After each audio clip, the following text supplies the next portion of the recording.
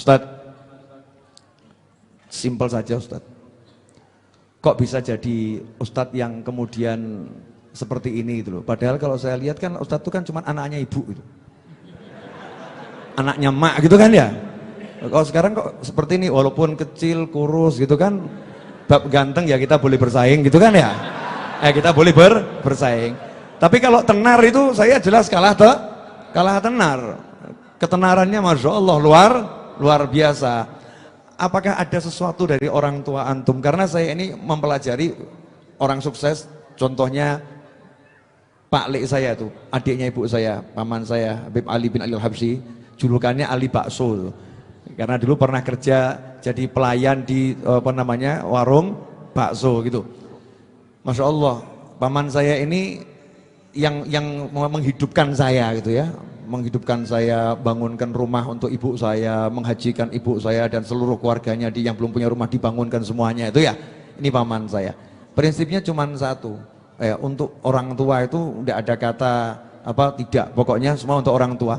Paman saya ini lahir ayahnya sudah meninggal, kakek saya, maka namanya Ali bin Ali, sama itu. Pegangannya pokoknya ibu, ibu dan ibu, maka jadi sukses. Pertanyaan saya buat UAS ini ya, resep suksesnya apa? Karena kalau cerdas ya saya nggak beda jauh. Cerdas nggak beda jauh. Jelek-jelek begini ini kan ada gen Nabi Muhammad SAW. Oh iya, sombong dikit saya, jelek-jelek begini kan ada gennya Nabi Muhammad SAW. Beliau ada gennya Nabi Adam.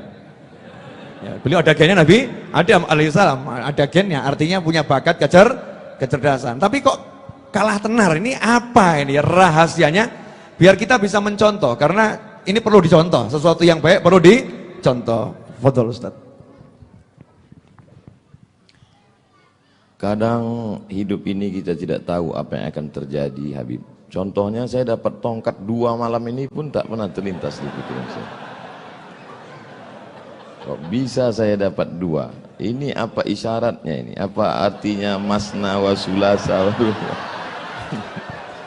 Cie. Jadi kalau Habib bertanya terus terang, wallahu a'lam bishawab. Jadi saya pulang tahun 2008. Pulang tahun 2008, pulang dari Maroko 2007. Habis itu kebetulan ada petugas haji di Makkah 3 bulan. Jadi bulan Maret saya baru pulang. Pulang bulan Maret, lalu kemudian saya tidak langsung pulang ke Indonesia karena tiket murah ke Brunei Darussalam. Saya buat surat lamaran cari kerja itu 15, Habib. Masih ada sampai sekarang saya simpan. Untuk kenang-kenangan. Enggak ada yang diterima satupun. Akhirnya saya di Jakarta menerjemah buku. Buku yang saya terjemah itu lebih kurang 40 buku. Buku setelah terjemah saya serahkan ke penerbit, saya jual habis. Selesai. Sekarang buku itu dicetak mereka ulang. Kemarin di Islamic Book Fair, penerjemah Abdul Somad, penerjemah Abdul Somad. Saya nggak dapat duit lagi. Karena buku itu saya terjemah 10 tahun yang lalu. Saya nggak tahu kalau saya akan jadi ustadz terkenal.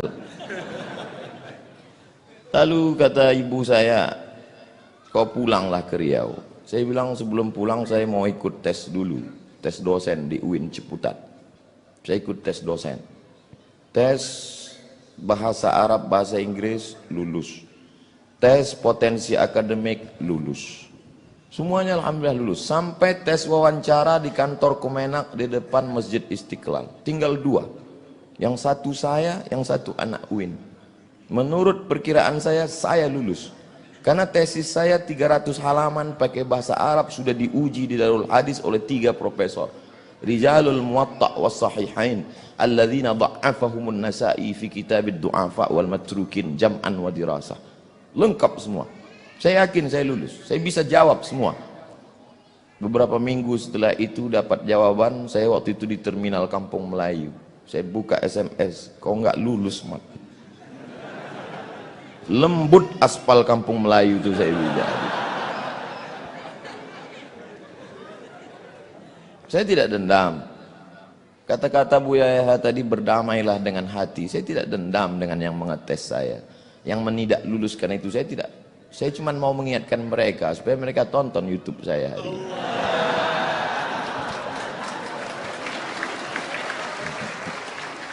Ustadz masih dendam? Tidak, cuman ingat aja dikit. Kata mak saya, pulanglah nak ke Riau.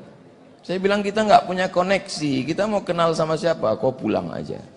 Akhirnya saya pulang, ikut tes dosen di UIN, lulus. Saya mengajar, siang saya mengajar, malam saya pengajian di masjid. Subuh Sabtu mengaji hadis, satu subuh satu hadis saja.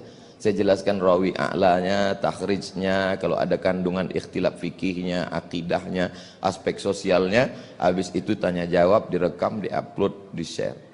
Tidak ada orang nonton, tapi begitu diusir, banyak yang nonton. Dibully, makin banyak. Jadi sekarang yang membuli-buli saya itu menyesal. Ini orang kalau makin dibully, makin terkenal. Itulah, jadi saya kasihan juga dengan mereka ini sekarang. Jawaban saya tidak mengena Habib, tapi saya kira yang paling besar jasanya adalah orang tua. Karena niat saya dulu ingin membahagiakan orang tua, tidak lebih. Saya dulu cuma punya cita-cita sederhana sekali Habib. Saya mau pulang kampung, beli tanah 1 petak, ternak lele, tanam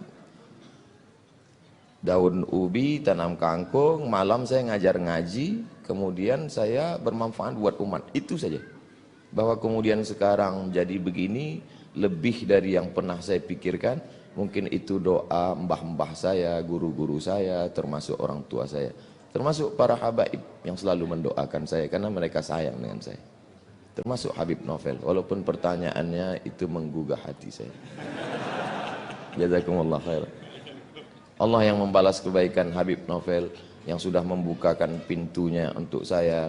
Bisa saya satu majelis dulu ketika saya duduk di sekolah, kami dulu belajar cara buat surat. Bukunya warna hijau, ada putih-putih. Kata sambutannya Sayyid Muhammad bin Alawi bin Abbas Al-Hasani Al-Maliki. Kata pengantarnya. Ditulis oleh Sayyidil Hasan Baharun.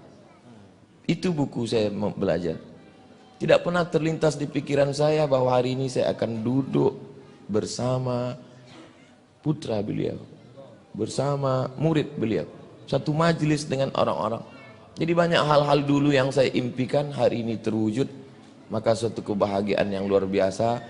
Kalau duduk bersama zuriat Rasulullah saja begini indahnya, bagaimana agaknya duduk bersama Sayyidina Muhammad SAW.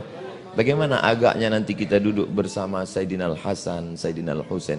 Innal Hasan wal Husain sayyida syababi ahlil jannah. Kalaupun tidak engkau takdirkan kami dekat dengannya, ya Allah, paling tidak kami dapat melihatnya dari jauh pun jadilah.